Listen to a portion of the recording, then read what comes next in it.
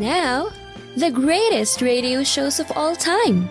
Suspense. The Shadow Node. Washington calling David Harding, counter-spy. Classic radio theater. The Great Gildersleeve. Fibber McGee and Molly. Dragnet. Gunsmoke. The Lone Ranger.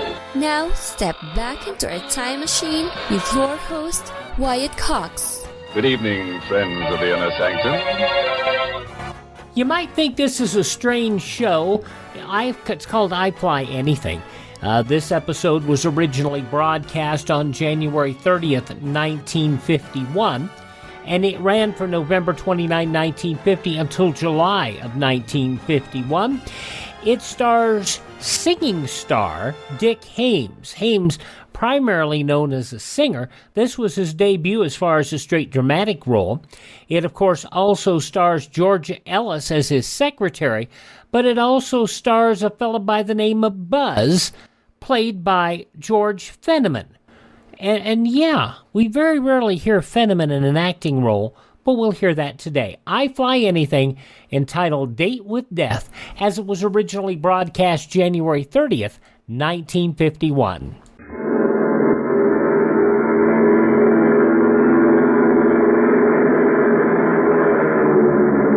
I Fly Anything, starring Dick Haymes as air cargo pilot Captain Dockery Crane.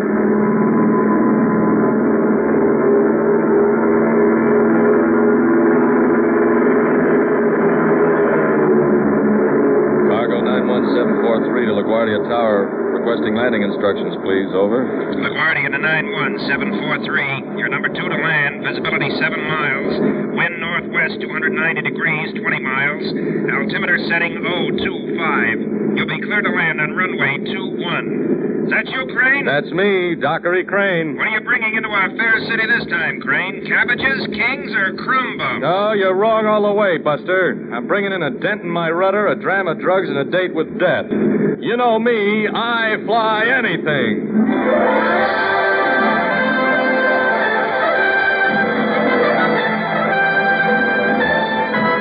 Transcribed, the American Broadcasting Company presents Dick Haymes as a fast-moving, hard-hitting, romantic air cargo pilot, Captain Dockery Crane in I Fly Anything.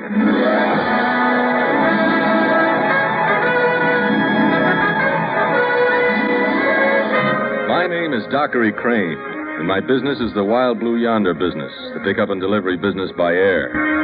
You get yourself a crew, a hangar, a secretary, a teletype machine, a certificate from the CAB, and a great big pile of hope, and your motto is anything, anywhere, anytime, I fly anything.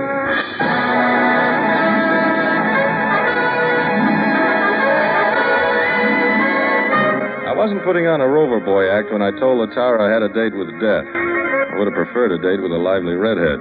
Who wouldn't? Except the guy already married to a redhead. But time was running out, and death is one date you shouldn't keep waiting around too long. Hey, June.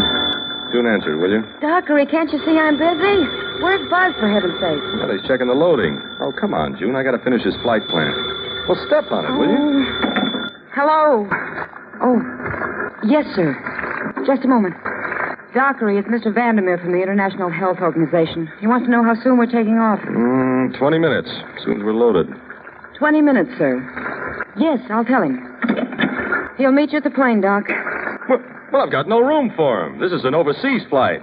Look, I got a crew of 7, you and the cargo. I'm only flying a DC-4, not a trolley car. Take it easy, Lindbergh. He's only coming down to give you your official instructions. Oh, well, that's better. And besides, who said there was any difference between a DC-4 and a trolley car? Except a pair of wings. You can say that again, June. At least a trolley car collects nickels and dimes for every trip it makes. We wouldn't even make that much for this hop.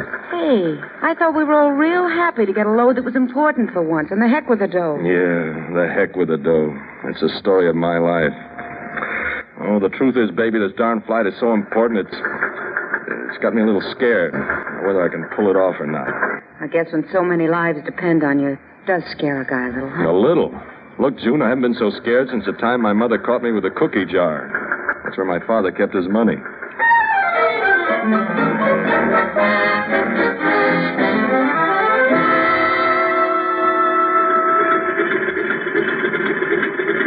Is the cargo aboard, Buzz? Check. How about the crew? Board?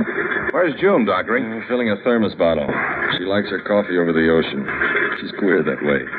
Hey, you seen Vandermeer of the International Health Organization? He's supposed to be here for the takeoff. Now, hold your horses, baby. Here he comes now. Hello, Captain Crane. Hello, Mr. Simpson. We're ready, Mr. Vandermeer. Stuff's aboard, sir. Good. Here are your official papers, Captain.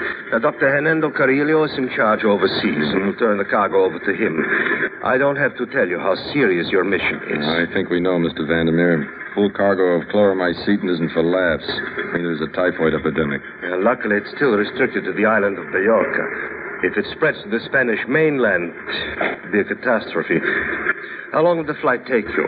Well, if June doesn't take all night getting that coffee, we should get to Lisbon, Portugal in the morning. Refuel, and then it's just a short hop to the island of Bajorca. Well, here's the coffee. What are we waiting for? You. What'd you have to do? Go to Brazil for it? Up you go, lady. First stop, Lisbon.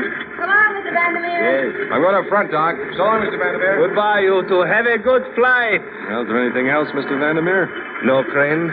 No farewell speeches. Just get there. It's important. Don't worry about it. If there's any way to set a plane down on Bajorca, you know me. Anywhere, anytime. I fly anything. I keep telling myself.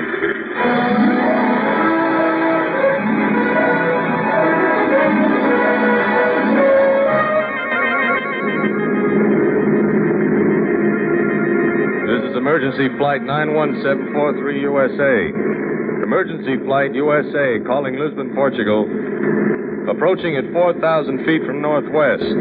Landing instructions, please. Over. Lisbon to emergency flight. Lisbon to emergency flight. Come in, USA. Come in. Landing instructions, please. Requesting landing instructions. Over. This is Lisbon. This is Lisbon. Storm warning. Storm warning. Clearing field for you. Prepare for emergency landing. Rain squall, prepare for emergency landing.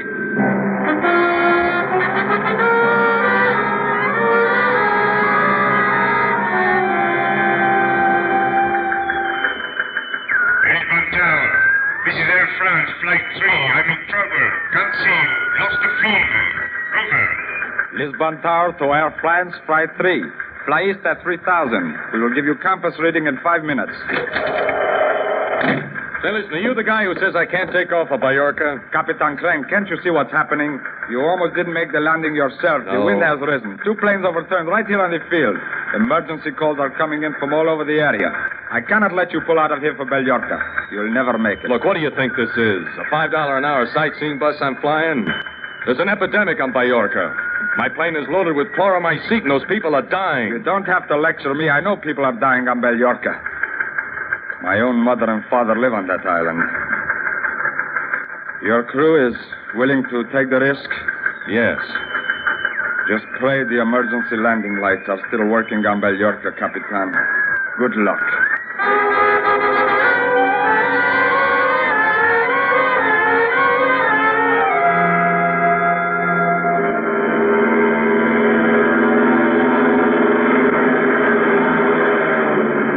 How long has he been circling overhead, Bianca? Almost 10 minutes now, Dr. Carrillo. A young man with courage, that Captain Crane.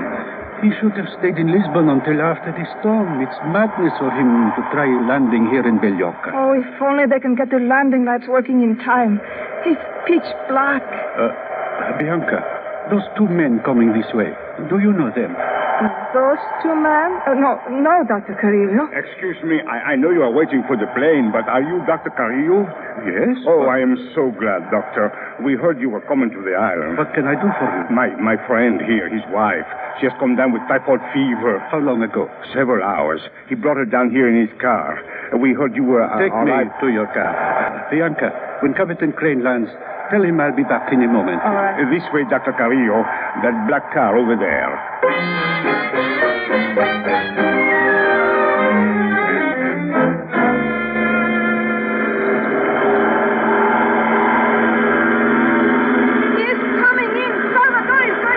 The name is Dr. Carrillo now. Carrillo, do you understand? Yes, I'm sorry. Oh, I smashed the wheel and maybe Captain Crane, are you all right? Not even a scratch. Are you Dr. Carrillo? Yes, I am Dr. Carrillo. We're happy you made it safely, Captain Crane. Happier than you can imagine.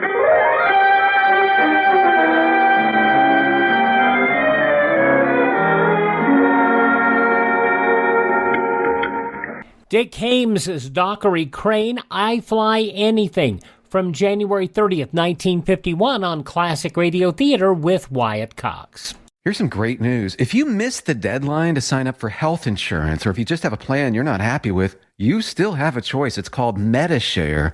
There are hundreds of thousands of members, and they love it. MediShare has a 98% customer satisfaction rating, and this is obviously huge. The typical family saves around $6,000 a year switching to MediShare. Find out more. They're great to talk to. 833-34-BIBLE. That's 833-34-BIBLE. Classic Radio Theater with Wyatt Cox. Singing star Dick Haymes, a serious acting role, I Fly Anything. January 30th, 1951, A Date with Death. Good and hot. That's the way I like coffee. And now I'm sure you both want to get some sleep. Besides, the funicular is already loaded and it's being held for myself and Bianca here. I do not like to keep the funicular waiting too long. The funicular. Haven't you ever heard of it? Oh, sure. There's an Italian song we used to sing when we were kids. Funicula, funiculi. Yeah. What's that got to do with Very simply. A funicular is a little car or bus suspended from wires. That's the only way to get up to the village on top of the mountain. Well, what do you know? I think we had better go now. Captain Crane, I wish we could thank you in some way. Well, there is something. Yes? I'd like to ride up in the funicular with you. I want to take a look at what's happening up in the village. I'd hate to go back without at least one look at the sick people.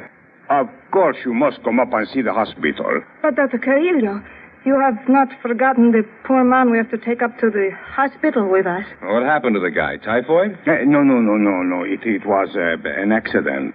Badly burned. He is all bandaged up and waiting in that car you saw outside. But first, Captain Crane, I must inoculate you against the fever. And then we will all go up together.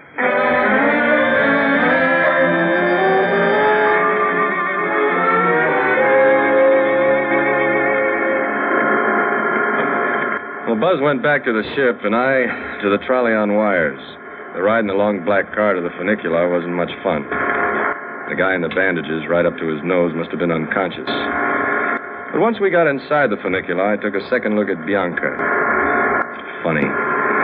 Somebody must have heard me say I'd prefer a date with a redhead instead of with death. But I hit the jackpot, because here I was sitting next to a redhead and heading up the mountain to a whole village of death. You have never ridden in a funicular, Capitan? No. Certainly not with anyone like you. The closest I ever got to a funicular was a ride on the chute-de-chutes in a place called Coney Island. You know, they tell me American men are very aggressive, Capitan. Is that true? Well, first let me ask you a question. Are you related in any way to Dr. Carrillo? Related? Well, I mean, are you his wife, sister, sweetheart, cousin, maybe? No, just his assistant. Well, in that case, how aggressive do you like your American men, Bianca? I think you have answered my question. You don't have to... Dr. Carrillo, the man in the bandages. Go on with your conversation with Captain Crane. I will tend to our friend in the bandages. The minute we reached the chateau being used for a hospital, I forgot about Bianca. Forgot about being tired, forgot about everything except how glad I was that a couple of guys named the Wright brothers had invented airplanes and that a guy like me had learned to fly one. And the fellow who made me feel that way especially was a male nurse. The only professional in the place until Dr. Carrillo walked in. Dr. Carrillo, Bianca, you don't know how glad I am to see you, how badly you are needed here. And you must be Captain Crane. Yes, I am. Captain, do you have any idea what typhoid fever does to people? The way it races to a town like fire, like a terrible fire. And you brought help. Chloromycetin, at risk to yourself. Every one of these people would remember you, Captain. Carl, some of the chloromycetin was sent up here the moment the plane had landed. You have given injections? Yes, Dr. Carrillo. The moment it arrived. Most of them have had some care. Most of them are asleep. I see. And now, Carl, tell me about my daughter. I'm afraid she's not too well, Dr. Carrillo. The fever is high. Your daughter, Dr. Carrillo? This morning, after working without sleep all night, she came down. I would like to see her, Carl.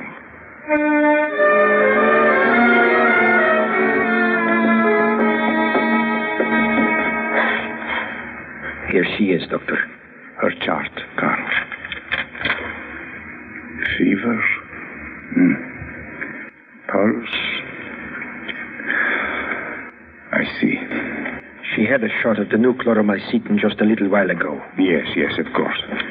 Shall I wake her, Dr. Carrillo? No. Let her sleep. The poor child needs all she can get. There, you see? We have awakened her. Dr. Carrillo, she... Dr. Carrillo? My father. Where are you, Father? Right here, dear. Right here beside you. Oh, no. No, you are not my father. Father, where are you? There. You are feverish, dear. I'm afraid. Please, someone. Please. Dolores, try to control yourself. Of course, this is your father. Would I lie to you? No. You are Bianca? Yes. Bianca, I know you. But him? He's not my father. Dolores, Carl tells me your fever has risen. Now, you be a good girl. I will give you a sedative. You'll get your sleep. No, I won't let you. You are an impostor. Dolores, it is all right. If you don't want your father to give you a sedative, Please, somebody. My father, he was supposed to meet an airplane from America. Yes, that is it. He was supposed to meet a Captain Crane. What did you do with him? Dolores, I'm Dockery Crane. Dolores, this is your father. He met me at the field. Those people wouldn't lie to you. Bianca, I think you'd better show Captain Crane to a room for the night. I will stay here a while with Dolores. No, please, Captain Crane. Don't leave me. Captain, I am sorry to expose you to this, but fever is a terrible thing. Good night, Dolores. You get a good rest, and I'll see you in the morning. I hit the bed and caved in like an empty sack. But I couldn't sleep. I couldn't even shut my eyes. I hadn't even thought of counting sheep when I heard my door opening slowly. I saw the figure come staggering toward me, and for a second I was sure the fever had gotten me. Then I jumped out of bed and caught her just as she was about to keel over. Captain Crane. Dolores, you're a sick girl. What are you doing here? Captain Crane. Here, let me put this blanket around you. Captain Crane, don't say a word. I don't have much time, and you must believe me. The man you met is not my father. There is something wrong. I know I'm ill, but please believe me. Ask him my mother's maiden name. Ask him where she was born. That will prove I'm right. If he is my father, he would know my mother's maiden name and where she was born. Please. All right, Dolores. I will. But now you must get back to bed. You're sick. My mother's name was Ebanet. She was born in Geneva. Ask him. But why? Why should anyone want to impersonate your father? For what? The drugs. Maybe for the drugs. I don't know. I can't tell you, but everything here since the war, everything here has different value. Chloromycetin brings a great price on the black market. Maybe. But what would they have done with your father? If what you're saying is true, where's your father, your real father? I was hoping you might know. Maybe they hurt him. Maybe they brought him here as prisoner. The man in the bandages. Oh, what man? Captain Crane, what man in bandages? Dolores. Captain Crane. Thank heavens I found you, darling. Captain Crane, you should have called me immediately. In a case like this, overexertion might be very serious. Bianca, Take her back. Come on, dear. I'll help you back to your bed. Yes. Yes, I will go now. Dr. Carrillo?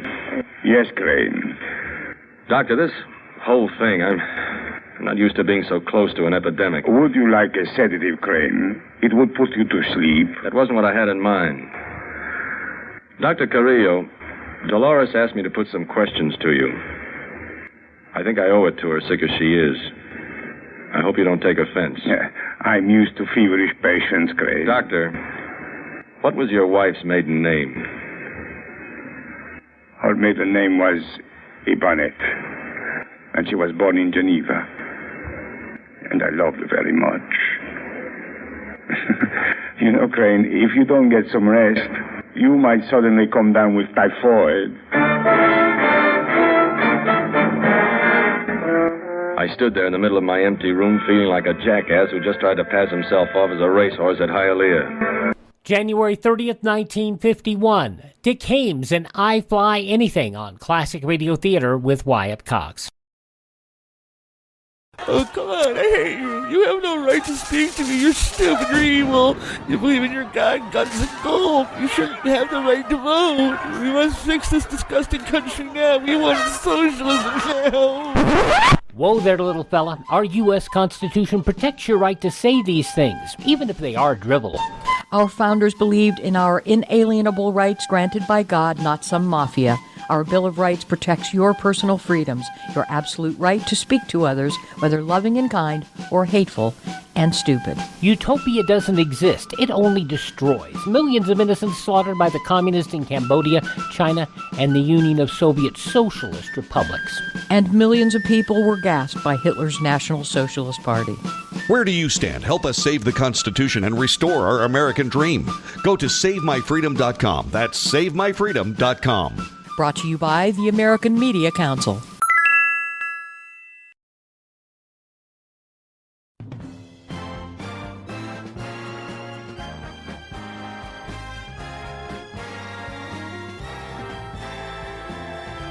Now on Classic Radio Theater with Wyatt Cox, the conclusion of I Fly Anything, starring Dick Haymes. January 30th, 1951, date with death.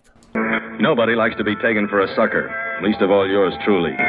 And Dolores had kicked my pride right in the seat of its pants. She'd said something about the chloromycetin in the black market. She'd hinted that I'd gone to all this trouble just to be played for a patsy. I couldn't take that idea beating my brains out all the way back to the States. I opened the door to the hallway slowly and shut it fast. Maybe I was wrong, but I could have sworn Carl had ducked behind a statue in the hall the minute he saw my door opening. There was a ledge about a foot wide outside my window. It'd probably lead to another window down the building. I knew I'd have to take the ledge if I wanted to check Dolores' story. If I wanted to find the man in the bandages, the man who might be the real Dr. Carrillo. I'd gotten off the ledge into the main room of the place without being seen. There was nobody around except typhoid patients. Most of them were asleep. Some were moaning. At the back of the building was a narrow staircase, probably used by the servants in the chateau a long time ago. I was about halfway up, my head on a level with the upstairs floor when I stopped. Bianca and Carl had just come out of one of the rooms. What do you think, Bianca? I don't like it. But if that's the way it has to be, well... How will we get rid of him? Have him buried with the rest of the epidemic victims. The bodies are quarantined. Nobody will know.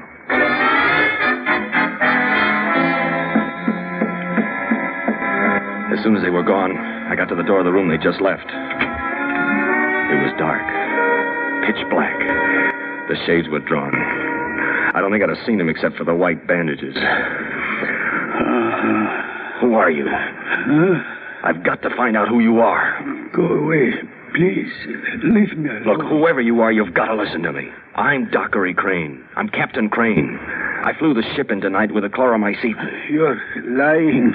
You're a thief and the murderer of sick people like the others. Go away. Please, please. This is to help you.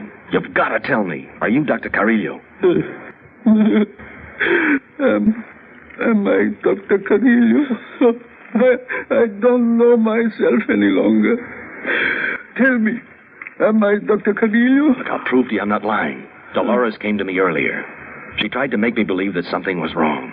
That the man posing as Dr. Carrillo wasn't her father. Now, is that... Hey, you fool. Can't you see what they've done?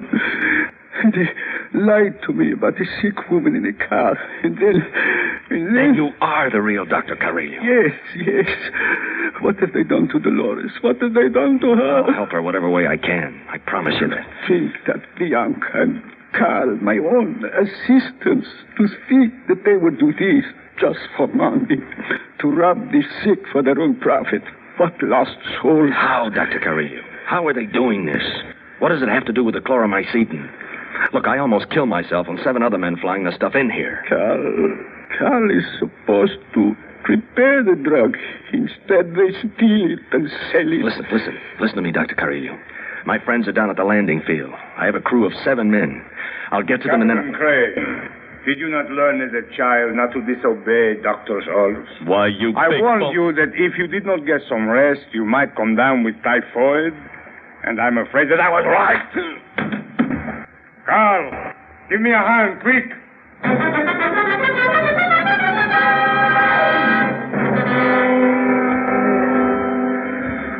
When I came to, it wasn't the bump on my head that bothered me.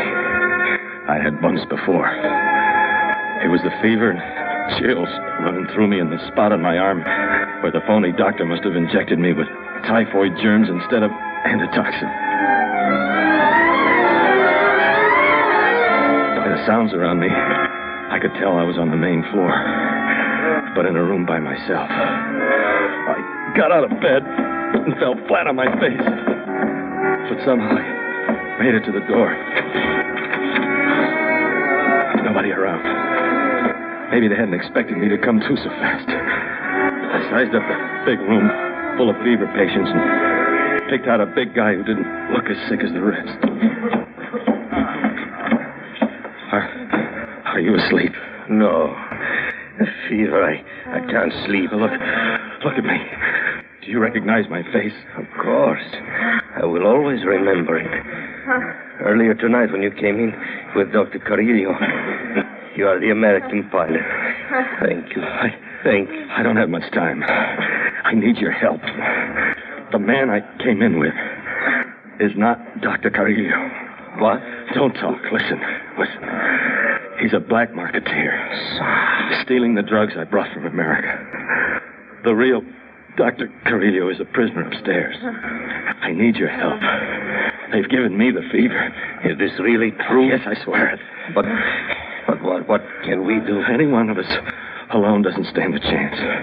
But if somehow we could spread the word among all the men in this place. We're half dead, but we're also half alive. My wife, she is from the village.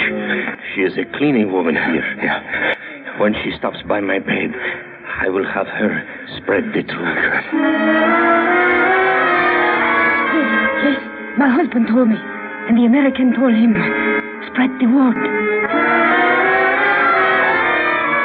Pedro's wife, yes. The American told them. Spread the word. You must. I know you are weak. We are all weak, but together we are stronger than they are. All of us, dear. All of us. Tell the American we're ready. We are ready. 80, 100. I don't know how many are here. My wife is a good woman. They're waiting for you. Good. Tell her. Too. You are very sick. So is everyone else here. We'll get well together. Not at all. Look, tell your wife. In a half an hour, all of us, everybody, into the main office.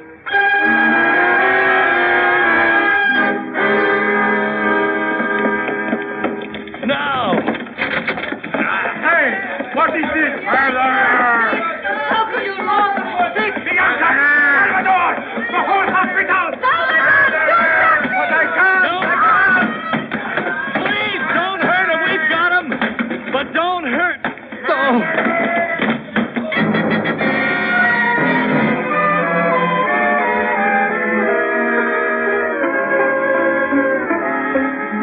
June. Yes, Buzz. He's coming too. What do we got? A payload back? How about that? Been in a coma for 24 hours, and all that's on his mind is a payload. June. Buzz. Hey, relax, sonny boy. It's 24 hours since you stormed the Bastille. June, what? How? Yeah, you're half dead, but you want to know, did I get a return payload in Barcelona? How did you know? Because I know you well enough to know it's not my great, big, beautiful pair of eyes you're interested in. Why, June, how could you say a thing like that? You know, I'm always interested in a great, big, beautiful pair of eyes.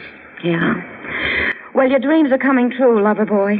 You got a payload back of 12 of the most beautiful pairs of eyes you've ever seen in your life. No kidding. Man, oh, man. A dozen Spanish dancers, maybe, huh? A dozen Spanish cows, Captain Crane. Oh, well, one thing's sure.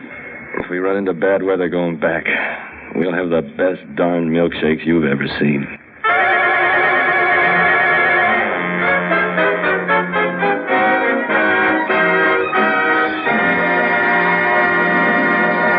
You have been listening to the fifth in a new series starring Dick Haymes as air cargo pilot Dockery Crane in I Fly Anything, with George Fenneman as Buzz and Georgia Ellis as June.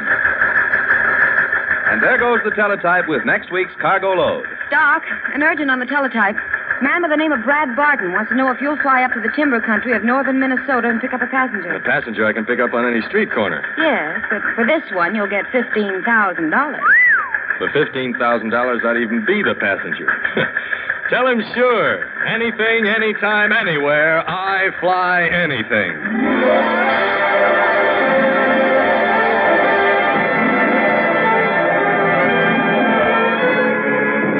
I Fly Anything, starring Dick Haymes, was produced by Frank Cooper and Cy Fisher in association with the American Broadcasting Company. The script was by Abe Guinness and Arnold Pearl. Music was composed and conducted by Basil Adlam. This transcribed program was directed by Dwight Howser. This is Lou Cook speaking.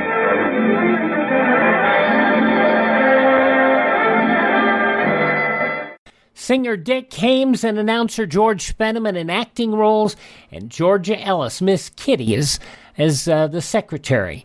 I Fly Anything, January 30th, 1951 on Classic Radio Theater with Wyatt Cox. The first of the year bedding sale at MyPillow.com. Half price on the MyPillow sleepwear, the Giza Dream Sheets, the 2-inch mattress toppers, a MyPillow for the rest of your body. Also, blankets, quilts, and comforters. All half price right now. When you go to MyPillow.com, click on the Radio Listener Square, use my promo code USA, or call 1-800-951-8175. The MyPillow bedding sale going on now. Classic Radio Theater with Wyatt Cox. Got to quickly jump into Lum-n-Abner, January 30th, 1945. Well, yesterday, in an effort to make himself more attractive to Miss Emmeline, Lum had Mose Moots, the barber, tint his hair. However, Mose, in his enthusiasm, overdid it, and Lum's hair came out coal black. As we look in on the little community today, we find the old fellows in their jot-em-down store discussing Lum's plight. Listen. Oh, now, Lum, your hair don't look so bad that way. Yes, it does, too. Anybody can tell at a glance it's been dyed. Well, natural. That's what you wanted done, weren't it? Well, I just wanted it touched up a little bit. I wanted sort of a brownish color like it used to be, not this greenish black. Well, it don't look green. It looks like an old, faded blue serge suit. Well, except when you look at it from a certain angle, it might. Well, the worst part of it is that it's taken all the wave out of my hair. Look at that there. Straight as a stick. I ought to lawsuit that Mose Moots. Well, maybe you can have it frizzed up again, Lum. No, I ain't taking that chance. No telling what'd happen if you touched a hot curling iron to my hair. No. More likely bust into flames. Or explode and take the top off my head one. Well, what kind of junk did Mose put on your hair anyway? I don't know. I wished it was off, I know that. Granny, I can't go around the rest of my life wearing my hat. Well, not that hat anyway. It's half wore out right now. The only reason I wanted to get fixed up was on account of Miss Emmeline. Now I can't even see her. Well, why can't you see her? Well, not with my hat on, I can't. Well, if you push it back a little, you can. You don't need to wear it plumb pulled down over your eye that way. You can't see nothing. I don't mean that. I mean, when you talk to a lady, you're supposed to take your hat off. That's just good manners. is, huh? Why, sure. I can't take her nowhere. Church or moving picture show. Can't get around the parlor or the boarding house with her.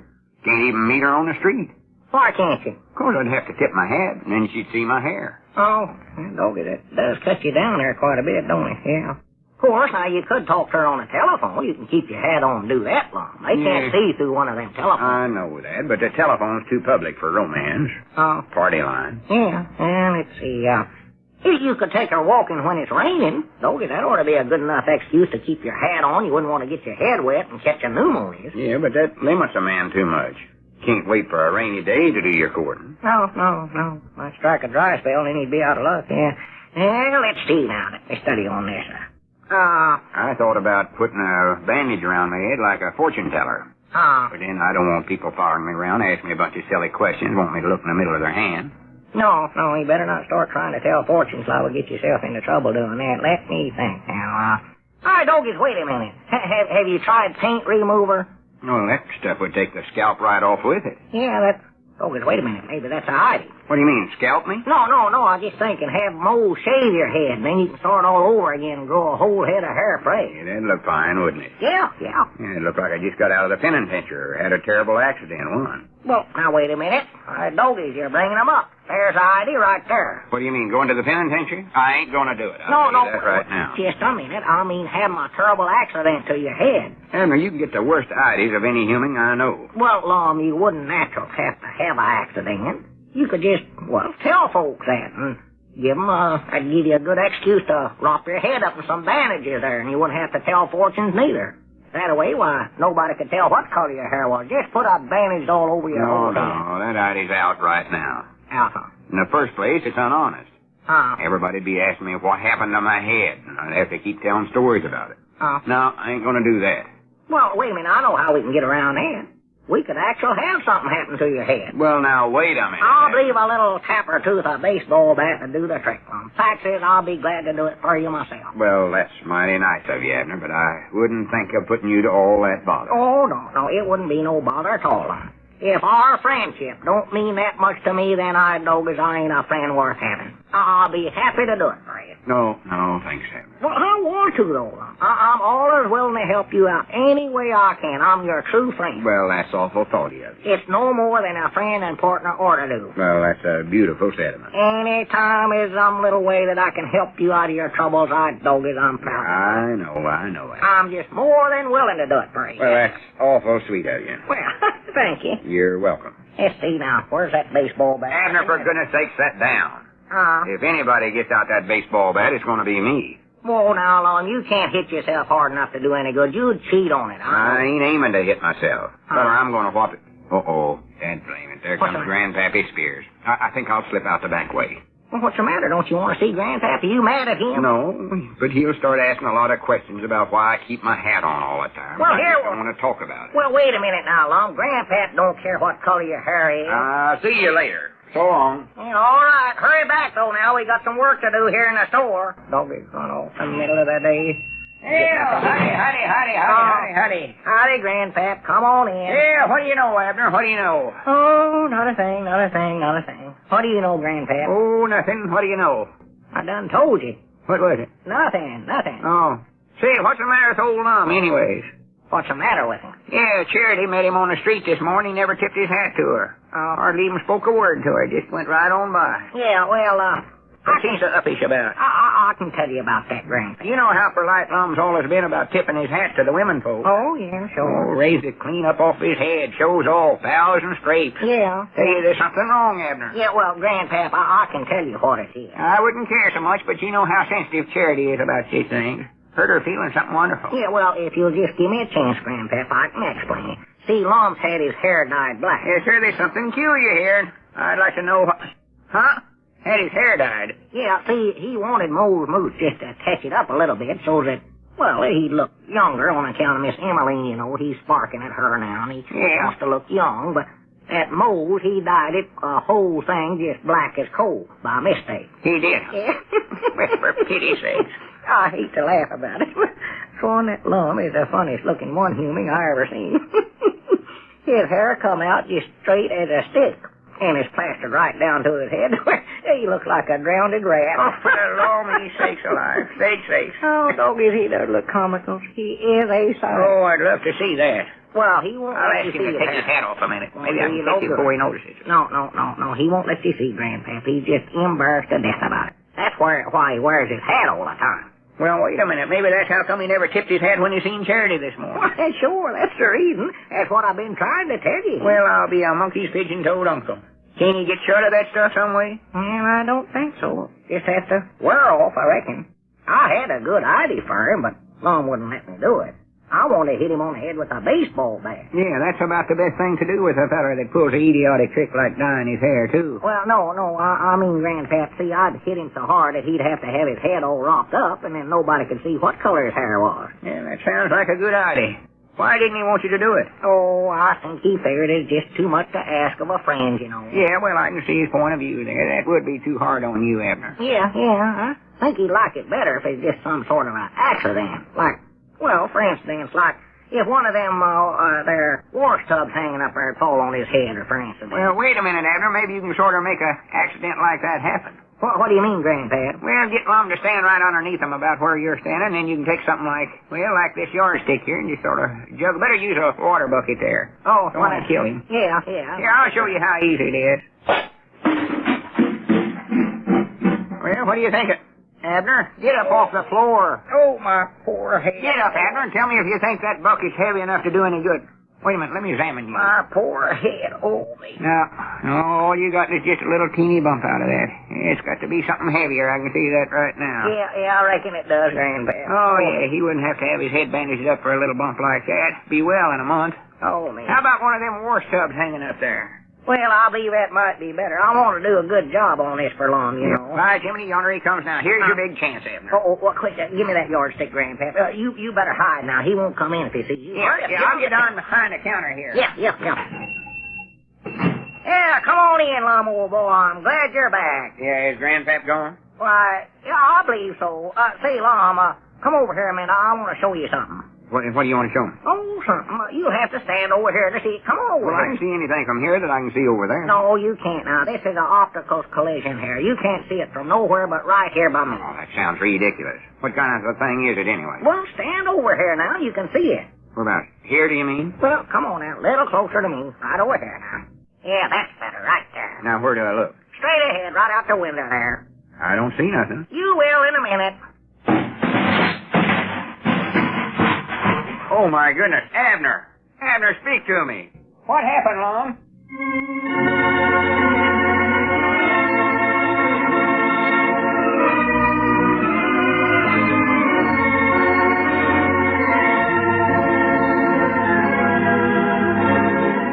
January 30th, 1945, Lum-n-Abner. Classic Radio Theater with Wyatt Cox. ClassicRadio.stream. Thank this station. Support the advertisers. Tell your friends the great radio shows are right here at this spot on the dial. Classic Radio Theater on your favorite station.